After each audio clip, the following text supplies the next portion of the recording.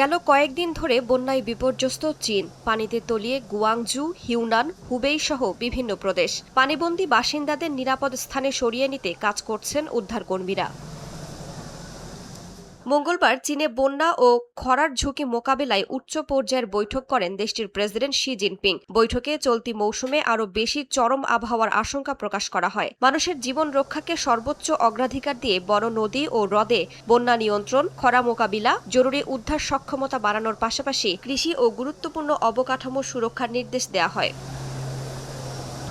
এদিকে ভারতের আসামে টানা বৃষ্টিতে নদীর তীব্র স্রোতে একটি রেল সেতুর অংশ ভেঙে পড়ে। এতে গুরুত্বপূর্ণ কয়েকটি জেলার মধ্যে রেল যোগাযোগ ব্যাহত হয়। পার্শ্ববর্তী অরুণাচল প্রদেশে ভারী বৃষ্টিতে সৃষ্ট আকস্মিক বন্যার পানি আসামের বিভিন্ন এলাকায় ছড়িয়ে পড়েছে। সাময়িকভাবে সেতুর স্তম্ভ রক্ষায় বালুর বস্তা ব্যবহার করছেন স্থানীয়রা।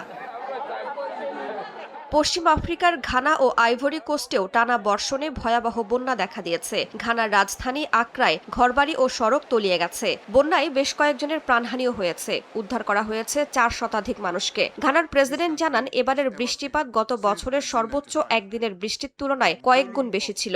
জলবায়ু পরিবর্তনের বিরূপ প্রভাবের পাশাপাশি অবৈধ স্থাপনা ও পানি প্রবাহের পথ দখলও বন্যার কারণ বলে স্বীকার করেছে দেশটির সরকার। আইভরি কোস্টেও ভারী বৃষ্টিতে মৃত্যুর খবর পাওয়া গেছে। দুই দেশেই অব্যাহত রয়েছে উদ্ধার ও ত্রাণ কার্যক্রম। রাইসা জান্নাত, সময় সংবাদ।